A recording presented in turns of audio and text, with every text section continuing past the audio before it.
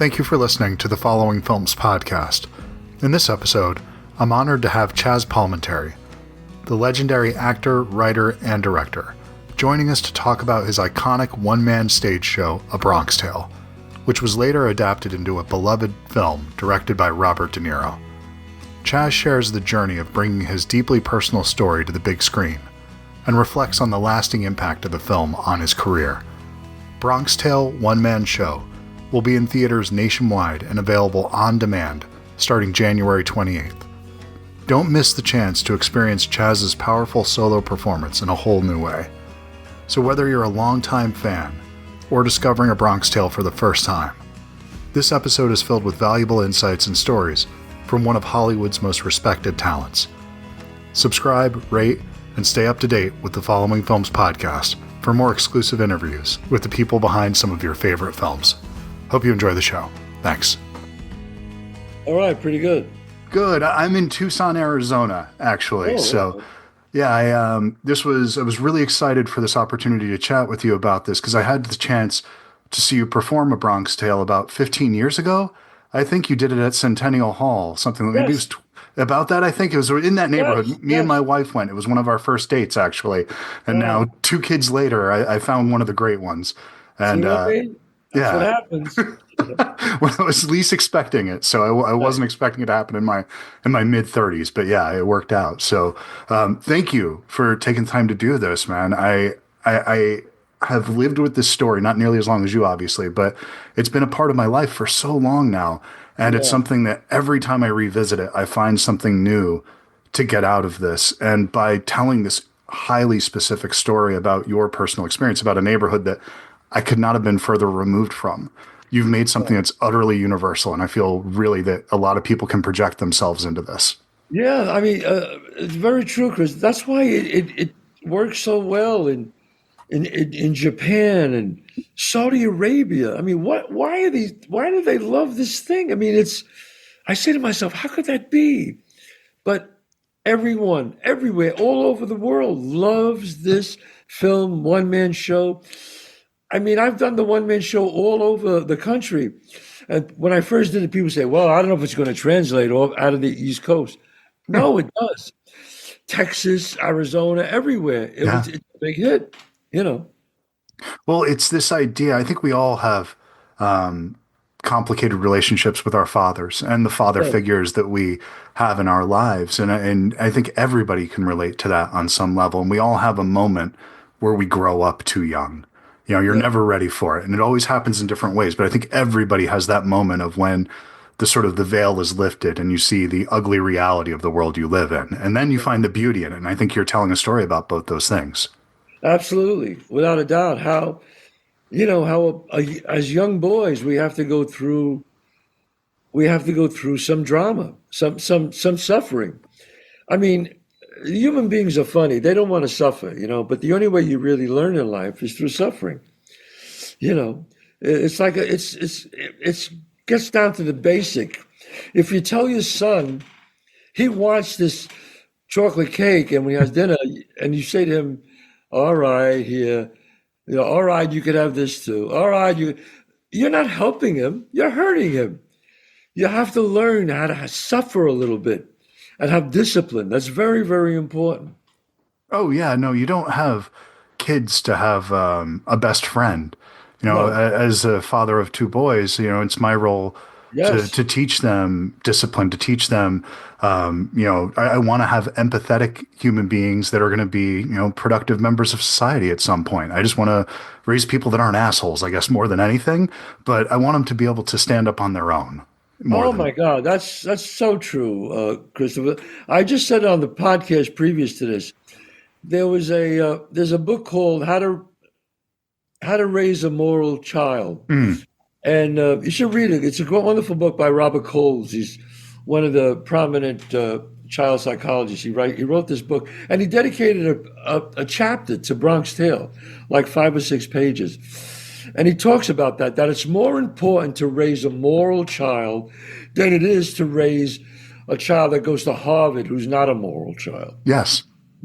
And so I never forgot that. So it's very important that my kids, very talented, Are they somewhat spoiled? They had to be a little bit because they grew up with us, Yeah. but but not too spoiled. But they're good kids and they're morally good children. There was a moment when my 9-year-old, when he was in first grade and he was getting an award at this assembly, and they're calling up all the kids, and he saw this girl that was crying in the crowd, and so he stopped from being called on stage to go comfort her and just like leaned down and gave her a hug. And the teacher came over to tell him, you need to go get up on stage. And he stopped the teacher and said, "There's a girl crying. We don't care about that." And it was probably Oh, more than the award. That's what I was most proud of. That moment. way Yeah. more. So I mean, yeah, he gets good Sure. grades. I'm very proud of that. But the fact more so that he's an empathetic human being, that he's a Yeah. caring, that he has love in his heart. So to a stranger, more or less. That's like I went to a restaurant once and the guy said to me, well, it's a restaurant I frequent a lot. Hmm. And he says, "Hey, Chaz," he goes, your kids were at dinner here. My son at that time was like 25 and my daughter was 20. Yeah, they're 5 years apart. And then he said, "You got good kids there." I said, "Oh, thanks." He goes, I said, "Yeah, they're very." I said, I hope they were very well mannered." He goes, "No, no, no. They've been here a few times, Chaz." He goes, "They came in together." He goes, "But they asked me to buy a dinner. They bought a dinner for the homeless guy outside, and they asked me if he could come and sit in the back and eat it." And I told them okay, and they bought him like this great dinner, and I was like, he That's just it. he just looked at me, and my kids never mentioned it to me. Never, ever mentioned it to me. And I was so touched by that. Then I brought it up to him. They said, "Oh, Dad, it was cold and the guy was hungry." And I said, "I'm proud of you for doing that." Well, they seen me and my wife do that. Yeah. You know, we've done that. And, your kids, you are a mirror to your children.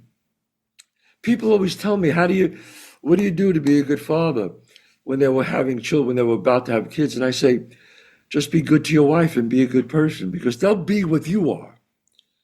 However you treat people and however you are, that's who they'll be like. So remember that when you do something stupid in front of them. And of course, I've done it, but I Of course. corrected myself. But that's the key right there. Well, it's the letting your kids know that you did something stupid and owning that. And Yeah, because you're going to be fallible, you're going to make mistakes, you're going to screw this up. And in fact, I think that if you're going through parenting and you think you yeah, nailed it, you're probably not doing a very good job. If you feel like you're failing every day, you're probably on the right track to yeah. some degree. You have to have that sense of humility because there's nothing more humbling than parenting. Right. And that's why, getting back to, Sorry, yes, I could no, talk no, about that for no, but years. that's why Bronx Tale resonates so much for people. Mm, 'Cause it's about that. It's about being a moral person. It's about being your parents and watching even the parents struggle with right and wrong. And I think that's why that the archetypes that I wrote in A Bronx Tale has been resonating for the past 35 years. And nothing shows it more than the one man show. The one agree. man show that's coming out on the 28th of January, where people could buy it on demand and pay per view. Um, it's it resonates because people see it. And the amazing thing, Christopher, when they see it, I've had people who saw this thing 100 times. Everyone sees it 10, 20, 30 times. Yeah. And now it's out there for the world to see. Now it's out there for everyone to see. Sit down with their sons or daughters and watch it. Every person who sees it always says to me, "I got my kids to watch it. I wanted to wait till they were 9, 10." I said, "Well, that's a good age." I said, "Well, so they could understand." How old are your sons now? 9 and 14, they're literally the perfect age. Me and my wife were Perfect. talking about this last And you, night. So yeah, yeah. and you make them see it, and then ask me. Then they'd ask you questions about it afterwards. It's a pivotal moment in their life, right there. What's right? What's wrong? What's acceptable? What's not? It's just this story that resonates with them like crazy. Oh, yeah, it just absolutely works. And there's something that you do here in the stage performance that translates live and through Yes, this through the filmed version of that stage performance where you do this really interesting thing. It's very specific, and I apologize for asking about this. I'm not, but it's I've always been curious about it since I saw it, where you clap. And the way yes. that you use clapping to either punctuate a change in a scene or to Mm, draw the audience in, and you mm, do it and you pepper it in at these very pivotal moments, and it's this little small thing. But yes. man, if it doesn't make the pin drop in a room. Well, thank you. And that was designed when I did it because I wanted people to subconsciously see the movie in their head. Hmm. So, like when you write a script, it's cut to, Yeah. cut to, cut to. So instead of me saying cut to, I would go cut to the other scene. And then I woke up, and then one day I woke up in the morning and I came back and I go do it. And then I did this, and then I did that, and then I go do it. And it was this idea I had, and you know, It's so evocative where it really you start visualizing it. It's like yes, when you see a good performance of Harvey and you see the rabbit. It's that right, thing where you see yes, I see multiple characters every time I watch this thing. I lose myself in it. yes, and that was the idea. I wanted to do something on stage where it was a mass hypnosis. Hmm. Literally, that's what I'm doing. You notice I don't drink a cup of water. I don't drink any water. I don't stop the show for No. any reason at all. I just keep on going. And the beauty about the film is you're going to see the one man show now close up. So if you're sitting in the theater, they love it, but now it takes it to a new Yep. level. You're going to experience Bronx Tale on film, where you actually see cut to the father, cut to the boy, cut to Sonny, cut to Closure. It's like I filmed it like a movie. I wanted to shoot it, even though it was a one man show. I wanted to shoot it like I was still doing a movie. It's never been done before like that. That's why I'm excited for people to see this thing. Well, you lose the artifice of a film, you lose the artifice of a one man show, and you just get captured in it. It's a good story that you're being told. Yes, And that's what happened when I saw it performed live, that I was sitting in the balcony. I wasn't right in front of you. right. I was, there's thousands of people there. But, when you start that Jane story, and it's the exact same thing that happened when in the filmed version of this, where everything just disappears. And it Right. is just, there's no wall between me and you when I'm watching that. You are so connected. Even though I'm watching it, my television, I am there with you in that moment. Yeah. Right. Well, you know, it's practice, practice, practice. It's a lot of practice, and obviously many years I've been an actor, and I work on my craft to make it, as good as I can. Well, you refine it over the years, even when things aren't Yeah. changing. There are little moments that are different every single night, and that's the Every wonderful single thing night. Yeah, about I do theater. that. I do that. It matters how I feel. If Hmm. I feel like something is really working, like the crap game, I'll take the crap game a little longer. If I feel it, sometimes my father and my mom come into my mind while I'm doing it, and the scene reaches a kind of like even higher emotional effect. It happens. Um, it's one of those things that just, it's funny. When I first started doing it, obviously I was young and I was single. So I related more towards Cologio to the father. Yeah. And as soon as I had kids and my son was born, for some reason, then I related stronger to the father to the son. Yeah. So it was kind of strange. Well, that's it's that the Mark Twain thing that he had the quote about, when I was 18, my father was the dumbest man I'd ever met. By the time I Yeah, was 25, he was brilliant. How do you get so smart in 7 years? And so it's that thing that exactly. happens when your perspective starts to change. And of course, every time you revisit good art, you will find new shades of yourself in that art or new things to pick up on. Every time I pick up Breakfast of Champions, it's a different book every decade. Exactly. Exactly. I mean, I told my son, I said, you watch it, you'll see. The older you get, the smarter your father will be. Because I remember things my father told me, Yeah. Dad, come on, Dad, please. And when I got older, I was like, oh, yeah, that's what he meant by that, you know?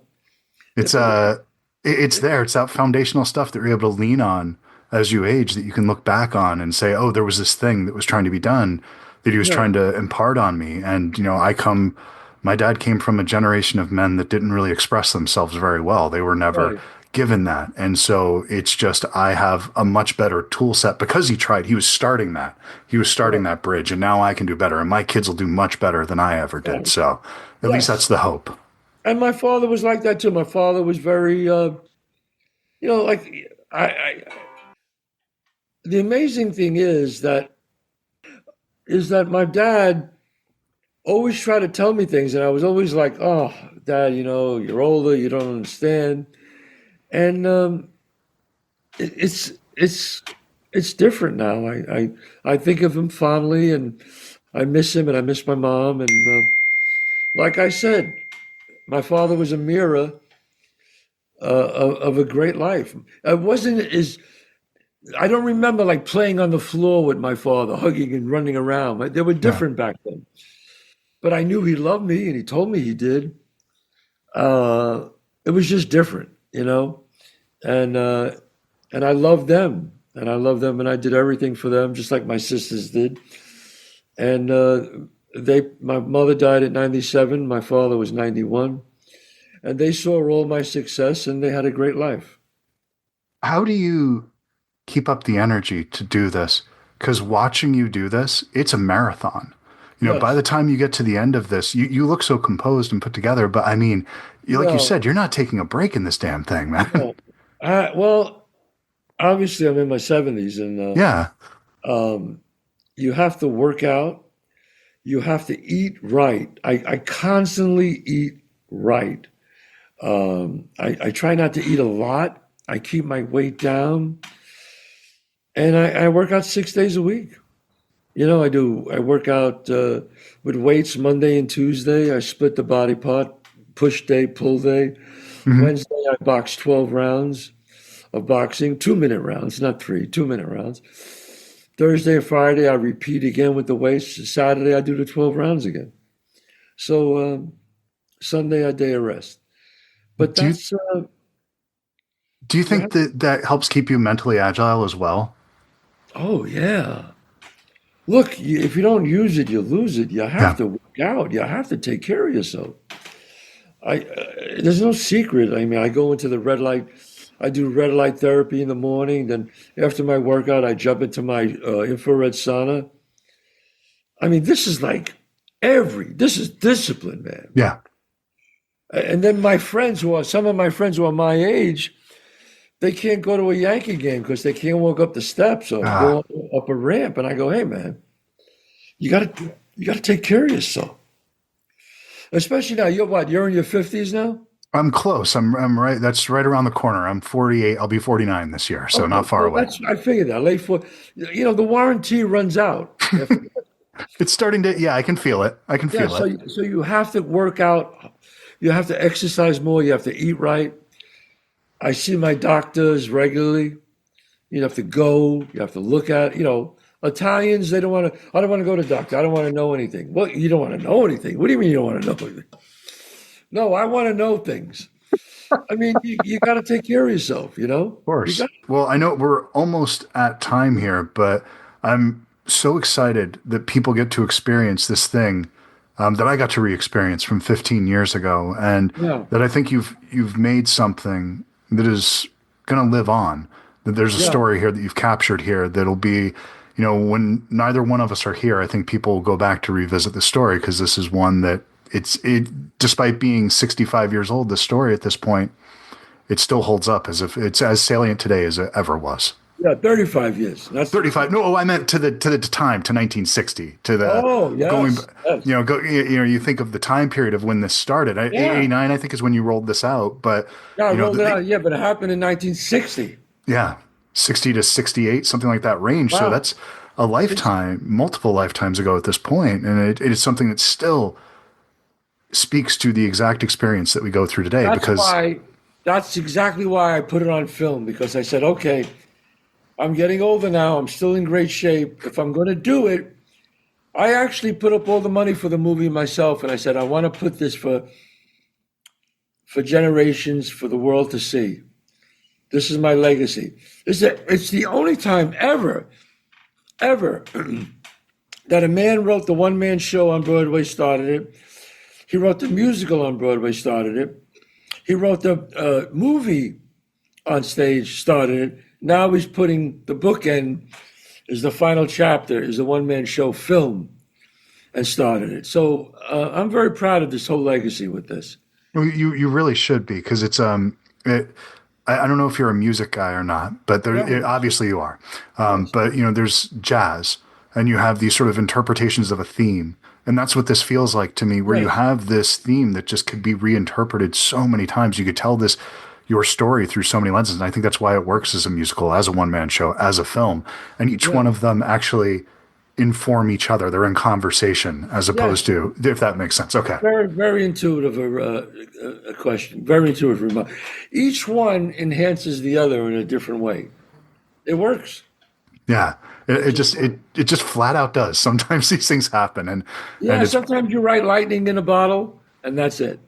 Well, I'm really happy to have had the chance to meet you. And above all else, one thing that was imparted on me really young when I first started to try to have a career in the arts was just to thank an artist, because it can be a pretty thankless life sometimes. And just thank you for this, man, because we really appreciate it.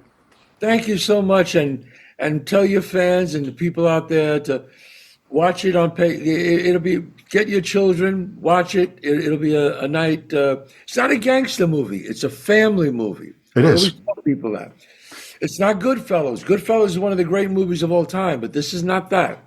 This is a family movie. It is 100%. It is a story about family. And that's, again, why it's so universal, because we all have these experiences. And while they have different shading, you could tell this story without the gangster elements, and it would it would hold up just as well. So thank you very much. Hope to get to meet you one day. I hope so too, Chazz. But it was a pleasure to meet you, and I hope to meet you again sometime. Stay well. All right. Take care.